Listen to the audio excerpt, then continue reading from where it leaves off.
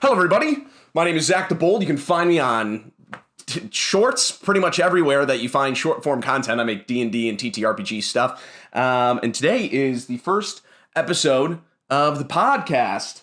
I think I had a sweat rag around somewhere. For those who don't know, on my streams and pretty much everything else I do, I live in an apartment without AC in Los Angeles facing the sun.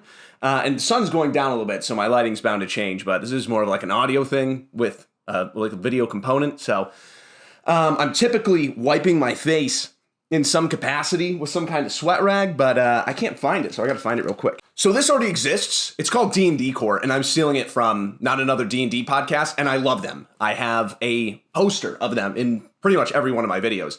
But the thing is whenever I watch or listen to D&D Court, I feel like they're not getting mad enough. The questions they get in are insane. And I also just wanted to rant about a lot of these things so I can explain some of my philosophies that are in videos. And if you like D&D Court, first off, check them out. Great. Love NADPOD. But if you want something a little bit more intense, where I'm a little bit more direct with how much I hate the DM or the player or whatever, this is going to be your thing. This is that. So I have a couple of questions. I asked literally a couple hours ago some people on Instagram to give me their insights into their situations, their sticky situations, and whether or not they ask or this is something that happened in the past. This is my advice, my direct advice, and how I would react in these situations. So the first one, we'll say this is coming from Volo. Volo writes, I dated two of my DMs. Very sticky situation to be in, to date your DM. Although someone of my players is dating me, who is the DM. But I'm just saying I have heard nightmare stories about people who, wanted to finish a campaign. They love their players and their characters and whatever, and they can't do it. This one, they did it twice. So definitely, let's see how that works out. First one, I had my Kindle Fire.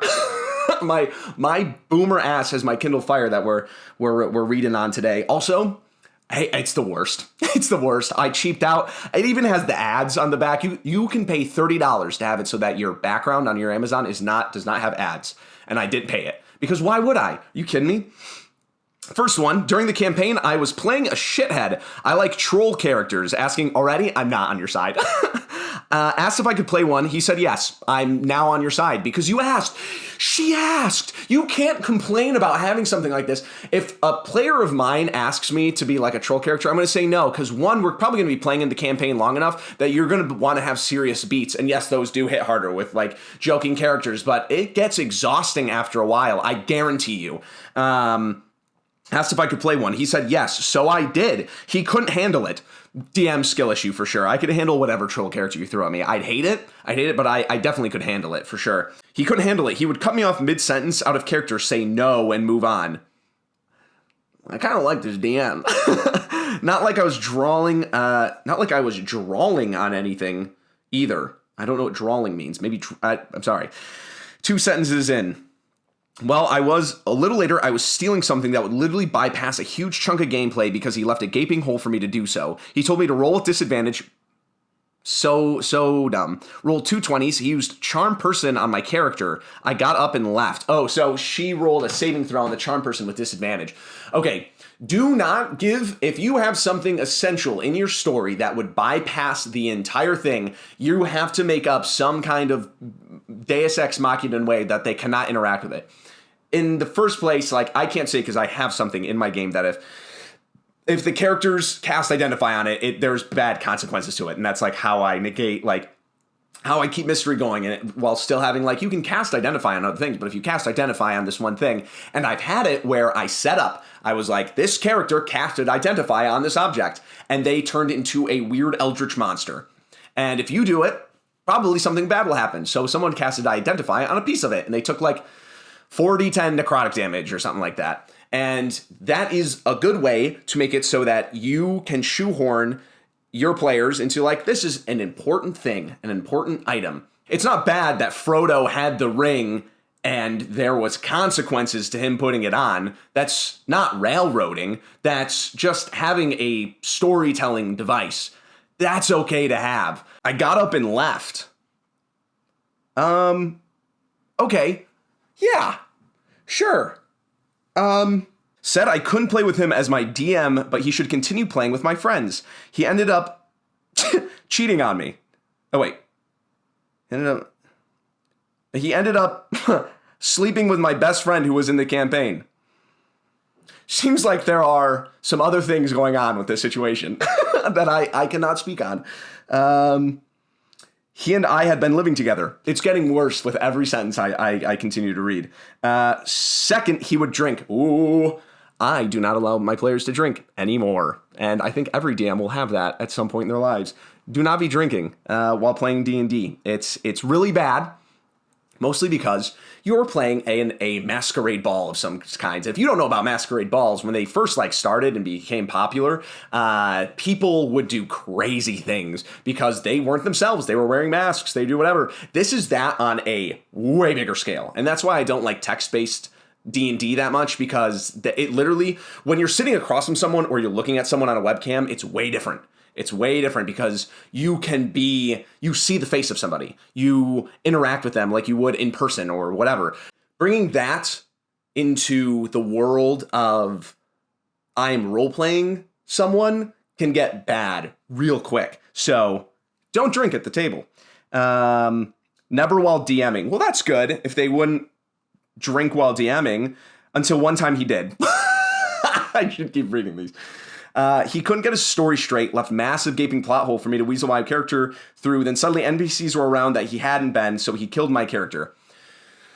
Your DM should not be drinking. I drank 2 Angry Orchards one time while DMing, and I got such bad brain fog, I couldn't run the game. Number 2, I'm not opposed to the idea that if you did something where there would be consequences for your character, that there were consequences for your character. You shouldn't be upset about that. You are playing a troll character. If you are playing a troll character, you must realize that your bar to be taken out is much lower. So you are going to make mistakes where your character is going to do things that make people in-game or out upset. Overall, you have to understand that if you're playing a troll character, you're going to be targeted. Please do not ruin it for everyone else because you want to play this little silly character. That's what I would say, and that's both my experience as a player and a DM. And also, I'm sorry about your situation. That really sucks. I'm sorry that they slept with your best friend. We were playing a game and I wanted to cast Entangle on some enemies, and I believe one was levitating or hovering. I wanted to know if Entangle would still work on slowing down a creature that's floating. Maybe like the vines would shoot up out of the ground and grab them, I don't know. So I googled the exact question, does Entangle work on levitating creatures? My friend saw me Google this and started shouting, metagaming, metagaming, which got everyone on my case. I felt like I was just double checking the fine print of a spell or seeing how other people ruled a similar situation. Is this metagaming? I can kind of see both sides of it. I probably should have had my character rolled an Arcana check or something, but then again, there are a lot of times where rules are just kind of vague as written in the player's handbook. Sorry, I just hit the mic. Side prompt. How is what's defined as metagaming different table to table? You are not metagaming. You are playing the game. You can ask your DM, be like, hey, how does this work? Can I roll an Arcana check for it? How would you rule it? It's not metagaming to see how other people would rule it at the table, right? I look up things all the time as a player, as a DM, just to see how other people have ran their spells or games or whatever and how they justified it so I can better understand where different people are coming from. Entangle does not work on hovering or flying creatures. I will stand by that. It covers the ground in vines. But in this certain case, you're not metagaming. You're not metagaming. Metagaming is something like something where certain attacks from certain creatures, and you go, or a certain health amount of a certain creature, and you're like, that creature should be dead by now because I know it has 152 HP. That is metagaming, and I don't like it. You know what happens when someone tells me that? I go, I don't care. I make it up the character myself. Not everything has to be by the book. Spells and things are different, but also sometimes plot magic exists. Sometimes spells are different because just general arcana is there.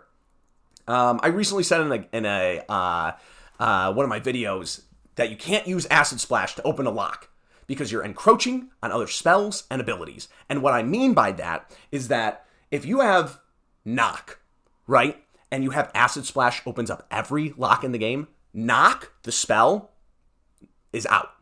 It's out. You could be like, well, knock can be used for magical doors, and technically acid splash shouldn't be something that is used on physical items and whatever. No, wrong. You are taking away from another character, or even yourself later on down different levels, by changing these things from like basic from defined rules to basic, just whatever works.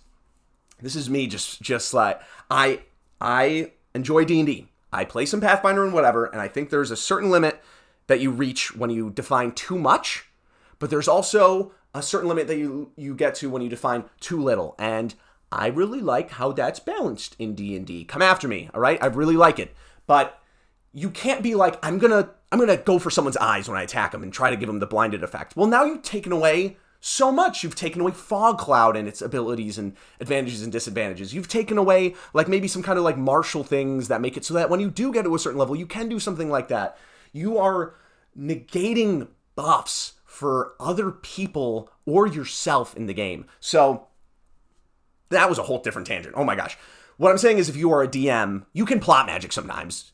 You use Entangle to create a bridge, or you use Entangle to like wrap somebody up and they're now paralyzed because they casted Super Entangle, and it like that's okay. You can do that. That's not metagaming. If you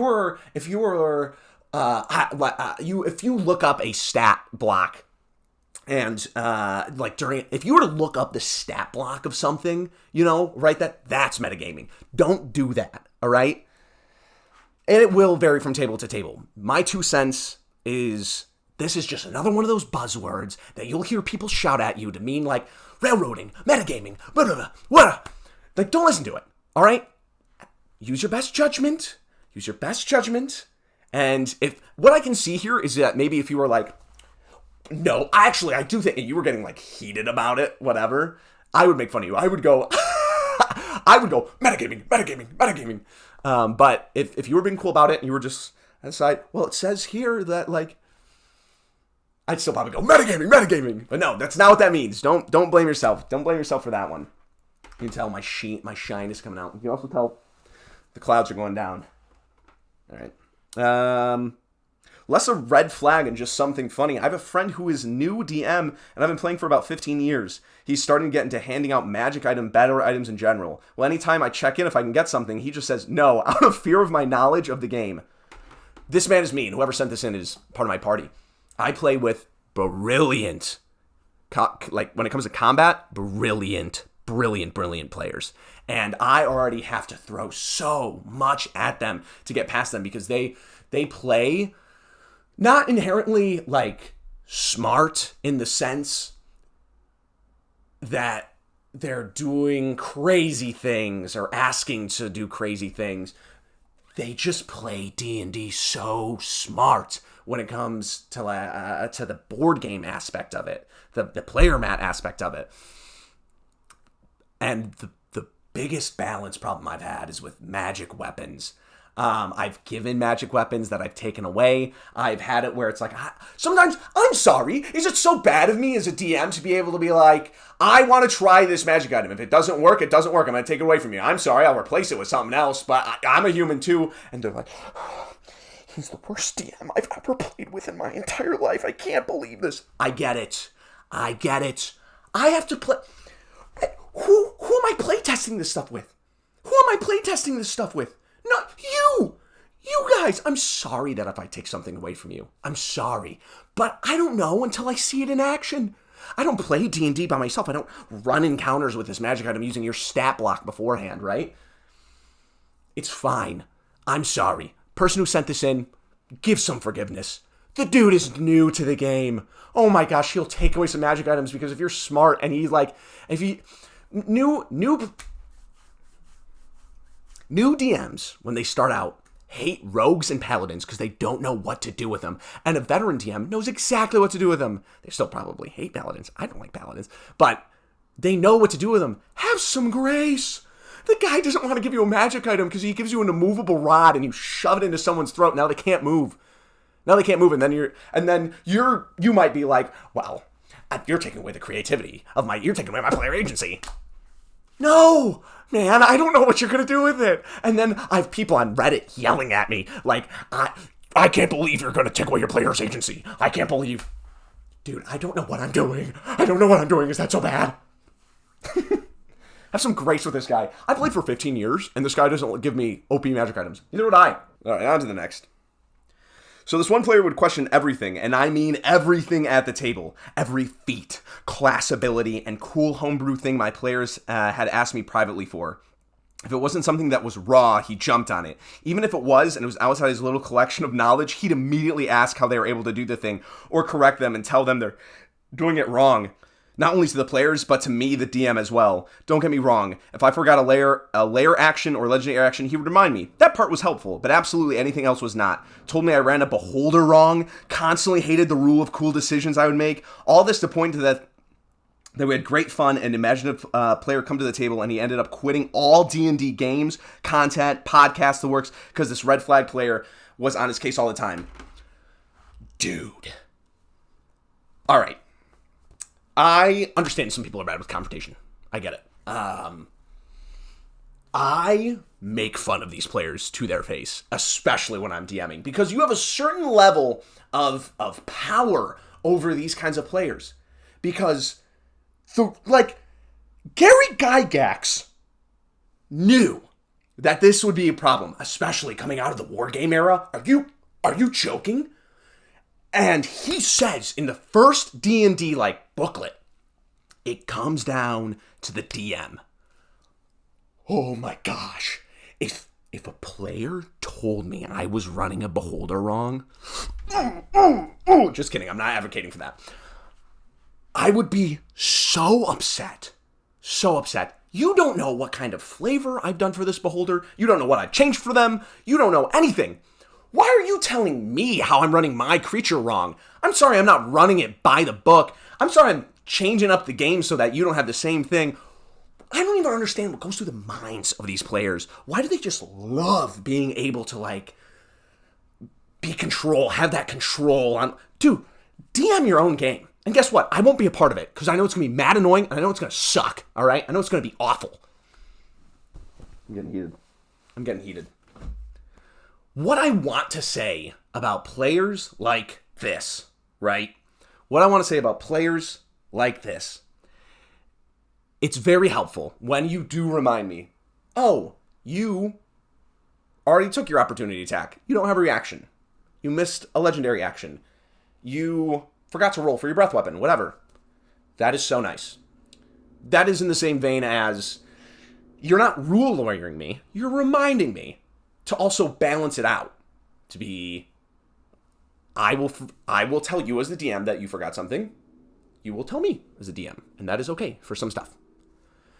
But when it comes down to knowing, I've read the front to the back of the monster manual, and I know every stat block by, and I have radiant resistance and acid down, and what? Why? I that's cool if you did. I love that. If you come to me and tell me I'm running my monster wrong, you're excommunicadoed from my table. Done. You're done, all right? I have had this before from different players at my table, and I make fun of them. And I go, this guy's different. I don't know. I literally say it like that. Well, whatever. And guess what? I go, crybaby point. Because that's a real thing I do. Because I can't stand it. There is a mutual contractual obligation between player and DM. And where does that come in where it's like, teacher, now, I just want to say, shut up. Oh my gosh, I can't stand it. What do you do for these kind of players? If you're the DM, just be like, no, actually I think this one's different. I think this is a different beholder, actually. And I think this beholder makes it so that whenever anyone pees their pants at my table, they get to take a legendary action. Can you give me a dex saving with disadvantage? Troll player. The troll player is back. Oh, no.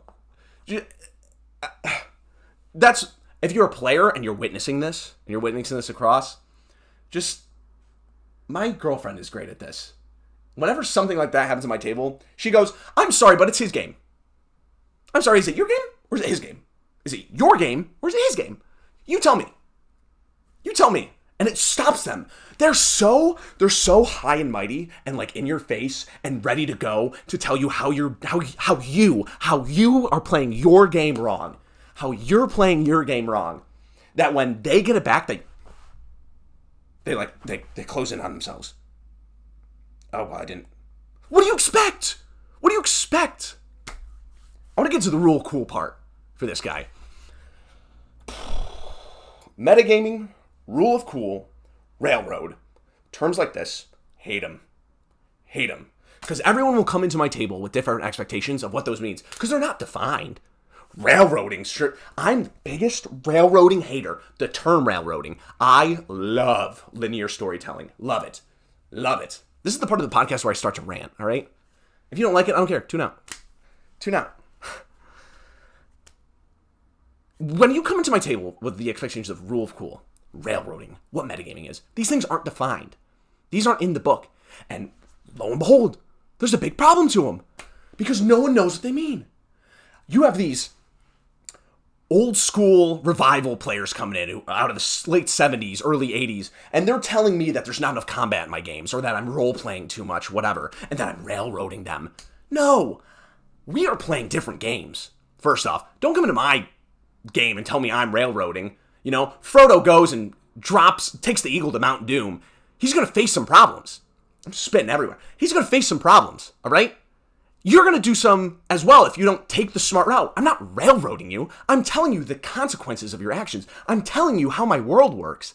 If I have an invisible shield around my castle because that's an endgame thing, would you rather me tell you that there is you touch a bubble of impenetrable strong magic, right? Or would you rather me send you into the castle and you just perish? Now, old school revivalist people, don't get me wrong, they're not all bad. But they would be like, well, this is the problem with having backstory, with tons of backstory and being super attached to your characters, because then you change the game and you take away the player agency. No, I'm not. If anything, I'm giving my players an idea of what is good and bad within the confines of my world that I have made, which helps me tell a better story. Because, the player should have all the agency in the world, and they should have a sandbox. You should describe a town square and whatever, and just let your players free. No, my players have no idea what's going on in this world other than what I have told them. They have no clue what is going on in this world. So to put somebody in, if you give a set of 5 players a town square, you're either going to have a set of players who are going to go do dumb stuff for the next 5 sessions and no story progression. Or you're going to have a set of players who are just going to be like asking the DM the whole time, so any nefarious looking guys around? So any plot? Where's the plot? Where is it? That's the kind of player I am. You throw me in a sandbox, I'm not going to be like, oh, I get to explore this crazy cool world. Yes, I love your world, and it's cool, and it's great, and I love all the anthropomorphic animals that are knights and whatever, and I love your steampunk whatever. It's great. I'm making fun of my own game. But I want a story. That's what matters. World building is awesome. I love Mad Max Fury Road. There's like no story in that at all, and yet there's awesome world building. But guess what? It's a linear story. It's a linear story, man. Okay? I'm all caught up in arms or whatever. I was gonna go on a rant about terms, and I got caught up on a rant about railroading. I know for a fact there's gonna be a lot of people who are like, "This is not my kind of podcast." I don't like it. He's trying too hard. I don't like it. I want another 55-minute video of someone, and then that's why I don't think it's the best thing to do. I want another D&D podcast to be like, so viewer writes in, oh, well, you see, I think this has to be established in session 0. I think this is something that is... No, dude! No! Can we stand up and be like, what is happening with this game? What? I have this troll person being mad because I told him the orb of charmed person's them at disadvantage. They just left my table. And then I have this person over here yelling at me. He's just in my brain the entire time telling me how to run beholders. I think these things should be established in session 0. Are you losing your mind? What are you talking about? Railroad. I'm losing it. This is awesome. This is exactly what I wanted from this podcast. I was going to rant about other things. We're going to talk about this. We were going to talk about this anyways. But, do not have alcohol at your party. At your table. Don't. It's just a bad idea. I've had a couple bad stories. Someone lost their, in-game, they lost their, half their body because of a dumb decision they made. And I play super linear stories. Super heavy stories. Railroad. But yeah, don't. 90% of the things that I put on, I'm just establishing this now. This is me being serious. Do not have drinking at your games. It's going to suck. You can be like, well, me and mine. Dude, I'm telling you. And then there's going to be some problem. Well, we've never had, I've been playing 5 years. Me and my friends do shots of Everclear when we play our game, and we've never had a problem. Meanwhile, 90% of my DMs are my DM, my player, my dog, my player Matt got blasted and said some stupid stuff, and now we're not friends anymore. He was my best man at my wedding. Well, me and my friends. Oh my gosh, what am I ranting about at this point? What was that? What else was it? But yeah, you're getting too caught up in the logistics, the vernacular of what it means to be a good player in a TTRPG. Stand up for yourself. Call these people out. If you're a DM, stand up, be a leader. You chose to do this. Well, I guess he's right. That isn't how I should play it by the book. That is how a beholder is. What are you talking about? My beholder has jet engines for eyes, and lasers coming. That is how a beholder works. And firearms for. I can't say that. Oh my gosh. There's an episode of Impractical Jokers where Sal Volcano is like, someone is like not reacting to one of the jokers, and Sal grabs the mic and he's like, "Take control of your life, man." That was my Ratatouille moment where I was like, goes back to my childhood.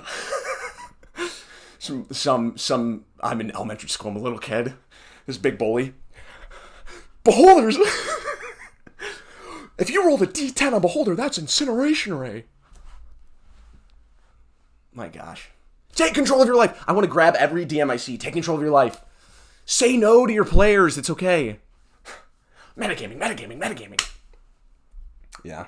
All right, that's the first episode. I had so much fun with this. I appreciate you guys. Thank you for tuning in. If you want more of this, let me know. I think I'm just gonna put this up wherever podcasts go, but there will be something on YouTube as well. I'm so sweaty. It is probably 83 degrees in my room right now. It's probably like 87 degrees in my room. Thank you for tuning in. I will make more of these if there's interest. I just kind of rant, and it will be like this every time. Submit me your questions, and if I read a really good one, I will put it in a little folder, and I will come back to it. But thank you to everyone who submitted your questions. Thank you to everyone who supports me and my channel, and more is on the horizon. Working on some shorts form stuff. I have a YouTube video coming out that is a little bit different. It's not as funny as a lot of the other stuff. It's a little bit more serious in the sense of we talk about railroading. Check me out on Instagram. That is where I post on my stories. And if you want to get to know me a bit more, you can check out my stories there. Otherwise, be brave, be bold, and not so brash. I made that up right now. I will see you guys later. Thank you for tuning in. Bye.